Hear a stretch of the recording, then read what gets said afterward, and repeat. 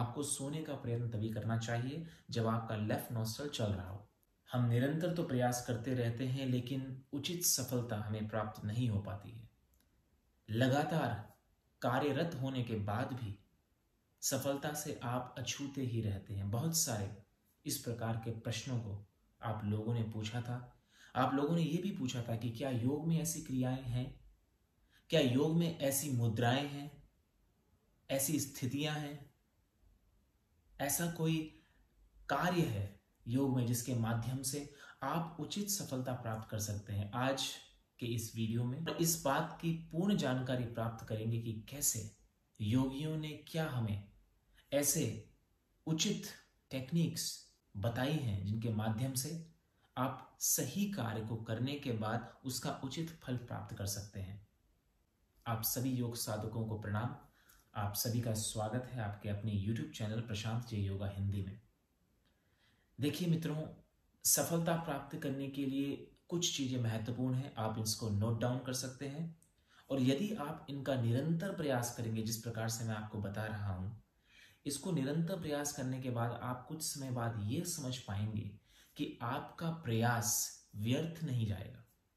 आपका हर प्रयास आपको एक स्टेप उस सफलता की ओर लेके जाएगा जिस सफलता के आप हकदार हैं। कारण ये होता है कि कुछ मनुष्य प्रयत्न तो करते हैं, लेकिन उचित ऊर्जा उस प्रयत्न में वो नहीं लगा पाते हैं, या उचित ऊर्जा का सामंजस्य उस प्रयत्न में नहीं जोड़ पाते हैं, जिसके कारण प्रयत्न करने के बाद भी आप सफलता से दूर रहते हैं। ये किसी प्रकार की भी सफलता हो सकती है, या तो सफलता आध्यात्मिक स्तर पे आप देख रहे हो, या व्यवसायिक स्तर पे आप देख रहे हो, या आप स्वयं के स्तर पे देख रहे हो, आपने फैमिली के स्तर पे देख रहे हो, पर्सनल स्तर पे आप देख रहे हो। किसी में भी आप इसका उपयोग करेंगे तो आपको सफलता निश्चित ही मिलेगी। तो कुछ चीजें बहुत महत्वपूर्ण है। तो पहली तो चीज है कि आपका निरंतर प्रयत्न।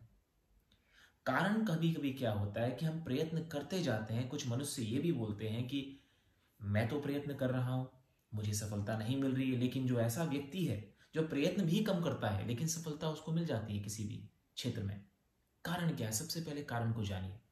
हम जो प्रयत्न आज करते हैं, इसका प्रयत्न का फल हमें दो भागों में बंट जाता है। एक तो पहला फल ये होता है प्रयत्न करने का। यदि प्रयत्न निरंतर है तो पहला फल तो आपका ये होगा कि पुराने आपने जितने भी कर्म किए होंगे, बुरे कर्म किए होंगे, तो इन कर्मों से, यदि वो अच्छे कर्म हैं, तो इन कर्मों से आपके पुराने कर्मों का फल, जिसे हम प्रारब्ध कर्म कहते हैं, वो सब पहले कटेंगे।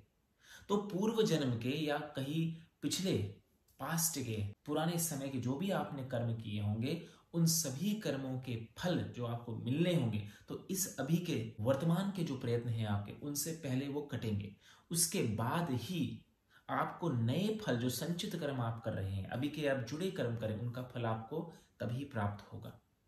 यदि आप किसी ऐसे व्यक्ति को देखते हैं कि जो कम प्रयत्न करने के बाद भी सफलता प्राप्त कर लेता है, इसका कारण यह है कि उसने पुण्य कर्म पहले किए हैं, तो अभी के जो संचित कर्म है उसका फल उन्हें तुरंत मिल जाता है। लेकिन कभी कभी हम निराश हो जाते हैं। हम देखते हैं कि कोई दूसरा व्यक्ति, प्रतिस्पर्धा अगर चल रही हो, तो दूसरा व्यक्ति को हम देखेंगे कि वो कम प्रयत्न करता है, उसे सफलता मिल जाती है कि हमें नहीं मिल पाती है। तो हम क्या करते हैं? मायूस हो जाते हैं, डिमोटिवेट हो जाते हैं, तो हम कार्य करना छोड़ देते हैं। सबसे बड़ी गलती आप यही करते हैं।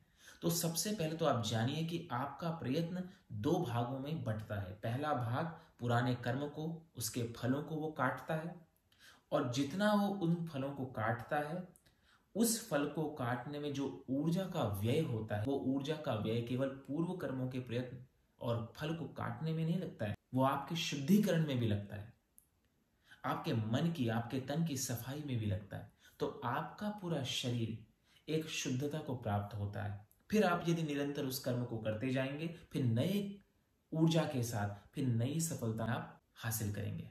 दूसरा, आपको ये दृढ़ निश्चय रखना है कि आपका प्रयत्न दीर्घ काल, लंबा होना चाहिए। दीर्घ काल नैरंतर्य सत्कार सेवितो। योग में कहा गया है कि कोई भी अभ्यास यदि आप दृढ़ करना चाहते हैं, मजबूत करना चाहते हैं, उसका फल प्राप्त करना चाहते हैं, तो 3 चीजें बहुत आवश्यक हैं उन्हें प्राप्त करने के लिए। पहला तो मैंने आपको बताया, निरंतर प्रयत्न, लगातार प्रयत्न किसी भी काम में। दूसरा होता है दीर्घकालिक, लंबा समय होना चाहिए प्रयत्न का। जब हम योग का अभ्यास करते हैं, कोई यदि व्यक्ति आसन करता है तो कुछ महीनों में, 1-2 महीने बाद आसन करने के बाद वो प्रश्न उठा देता है कि मैं तो इतना आसन कर रहा हूं, मुझे तो फ्लेक्सिबिलिटी नहीं आ पा रही है, शरीर लचीला मेरा नहीं हो पा रहा है, शरीर में मजबूती नहीं आ पा रही है, मेरे बेनिफिट्स, मुझे उसका उपयोग हम करने के बाद भी मुझे उस प्रकार की सफलता नहीं मिल पा रही है। तो इसका कारण ये हो सकता है कि आपका अभ्यास दीर्घकालिक नहीं है, आपका प्रयत्न दीर्घकालिक नहीं है। अभी प्रश्न आएगा दीर्घकालिक मतलब कितना होना चाहिए? कोई टाइम पीरियड नहीं, कोई टाइम पीरियड नहीं। जैसे मैंने आपको बताया, पुराने कर्मों के फल जब कट जाते हैं अभी के कर्म के बाद, उनके बाद भी आपको सफलता मिलती है। तो दीर्घकालिक आप कोई नंबर स्थापित नहीं कर सकते हैं कि आपको 2 साल में ही सफलता मिलेगी। आपको निरंतर और लॉन्ग टर्म, लंबे समय तक उसको करते जाना है, उसको दिनचर्या में डाल देना है। यदि आप किसी लक्ष्य की प्राप्ति में चल रहे हो तो आपको अपने निरंतर प्रयास को, अपने हैबिट्स, डेली रूटीन, दिनचर्या में उसको लगा देना है, तभी आपको सफलता मिल पाएगी। ये हो गया दूसरा कारण। तीसरा जो एक बहुत महत्वपूर्ण है, सत्कार। आपको ट्रस्ट होना चाहिए, आपको बिलीव होना चाहिए, आपको खुद में एक विश्वास होना चाहिए कि जो आप प्रयत्न कर रहे हैं वो प्रयत्न सही प्रयत्न है, उसका फल आपको मिलेगा। गुरुवाणी से निर्धारित किया हुआ कर्म किसी ऐसे व्यक्ति से जानकारी के बाद प्रयत्न करेंगे यदि आप, और उसे निरंतर एक विश्वास के साथ आप निरंतर प्रयत्न करते हैं, तो आपको सफलता मिलनी ही मिलनी है। ये महत्वपूर्ण है और ये ही आपको लक्ष्य तक पहुंचाएगा। ये तो हो गई 3 चीजें बहुत महत्वपूर्ण। अब आता है दूसरा भाग इसका, जो बहुत ही महत्वपूर्ण है। हमारे शरीर में 2 प्रकार की ऊर्जाएं होती है। एक तो होती है सूर्य की ऊर्जा, एक होती है चंद्र की ऊर्जा। मैंने पूर्व में आपको बताया था कि सही ऊर्जा को सही कर्म के साथ मिला देने से ही आपको सफलता प्राप्त होगी, केवल कर्मों से नहीं, सही ऊर्जा का निर्धारण भी करना पड़ेगा। योगियों ने 2 प्रकार की ऊर्जाएं हमारे शरीर में बताई हैं। एक होती है सूर्य की ऊर्जा, जिस प्रकार से प्रकृति में सूर्य और चंद्र होते हैं। तो यदि सूर्य होगा तो आप क्या करते हैं, दिन हो जाता है, आप उठते हैं, कार्य क्षेत्र में लग जाते हैं, अपने प्रयासों में लग जाते हैं, अपने व्यवसायिक कार्यों में लग जाते हैं। यदि रात होती तो क्या करते हैं, आपका शरीर क्या बोलता है आपको? आपका शरीर कहता है सो जाइए, आपका शरीर कहता है रेस्ट कीजिए, आपका शरीर कहता है कि निद्रा चाहिए। यही होता है। तो ये जो 2 चीजें, 2 एनर्जी हमारे प्रकृति में होती हैं, इसी प्रकार की 2 एनर्जी, 2 ऊर्जाएं हमारे शरीर में भी होती है, और उसी ऊर्जा के साथ आप निरंतर प्रयास करना आपको चाहिए। यदि सूर्य की ऊर्जा आपके शरीर में बढ़ी हुई है, मैं आपको बताऊंगा भी कि कैसे आप जानकारी प्राप्त कर सकते हैं कि सूर्य की ऊर्जा मेरे शरीर में अभी बढ़ी हुई है या चंद्र की ऊर्जा। और सूर्य और चंद्र की ऊर्जा को जानने के बाद यदि आप इसी तरीके से प्रयत्नों को करेंगे, जिस प्रयत्न में, जिस प्रयास में आपको सूर्य की ऊर्जा चाहिए, उस प्रयासों को आपको करना चाहिए जब आपकी सूर्य ऊर्जा ज्यादा उत्तेजित हो। जब आपकी चंद्र की ऊर्जा उत्तेजित हो तो आपको ऐसे कार्यों को करना चाहिए जहां पे चंद्र, मून की एनर्जी, मून की ऊर्जा आपकी उत्तेजित हो और उसमें आपका लाभ हो।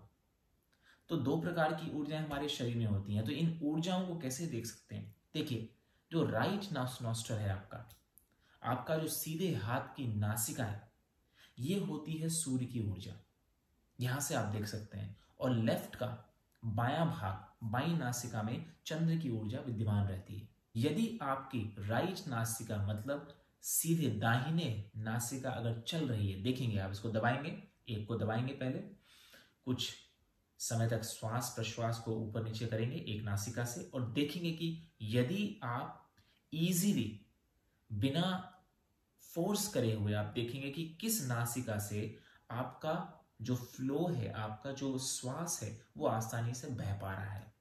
यदि आपका श्वास राइट नासिका, दाहिनी नासिका से बहता है इजीली, और लेफ्ट थोड़ा बंद रहता है, आपको बायां नासिका आपको लगता है कि थोड़ा कमजोर है, श्वास इतना धीमा गति से या इतने आसानी से नहीं जा पा रहा है शरीर में, इसका मतलब कि सूर्य की ऊर्जा आपके शरीर में अभी उत्तेजित है, तो उस समय सूर्य से रिलेटेड आपको सारे काम करने हैं। जैसे कि आप किसी लक्ष्य की प्राप्ति में स्टार्ट कर रहे हैं, तो ये आपको तभी करना है जब आप राइट नासिका आपकी चल रही हो। भोजन कर रहे हैं आप, उस समय आपको राइट में जब चल रहा हो तभी करना है। यदि आप लेफ्ट में चल रहा हो नासिका, स्वर आपका लेफ्ट में चल रहा हो और आप भोजन करते हैं, तो आपको पेट संबंधी विकार उत्पन्न होंगे ही, ये तो बहुत निश्चय और निश्चित है।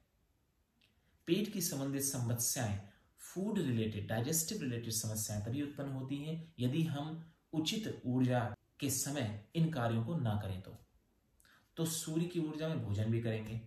सूर्य की ऊर्जा जब उत्तेजित होगी तो आप किसी कार्य में लग जाएंगे। सूर्य की ऊर्जा यदि उत्तेजित होगी तो आप फिजिकल, शारीरिक कार्यों पर ज्यादा ध्यान देंगे, जैसे कि आप जिम कर सकते हैं, शरीर की कुछ क्रियाएं कर सकते हैं, या स्विमिंग कर सकते हैं, तैराकी कर सकते हैं, क्लाइंबिंग कर सकते हैं, कोई ऐसा काम कर सकते हैं जहां पे शरीर की ऊर्जा, आपको शरीर का काम ज्यादा हो जहां पे, तो आपको सफलता अच्छी से मिलेगी। यदि आपका लेफ्ट नॉस्ट्रल चल रहा हो, बाईं नासिका चल रही हो, तो उस समय आपको उन कार्यों को ज्यादा करना चाहिए जिन कार्यों में आपको मन का ज्यादा जोर लगाना पड़ता है। जैसे पुस्तक पढ़ रहे हैं, ध्यान क्या कर रहे हैं, सोने के लिए जा रहे हैं, आप निद्रा के लिए जा रहे हैं रात में, उस समय अगर सोएंगे, यदि आपकी राइट नाक खुली है, उस समय आप सोने का प्रयत्न करेंगे तो आप निद्रा अच्छे से नहीं ले पाएंगे।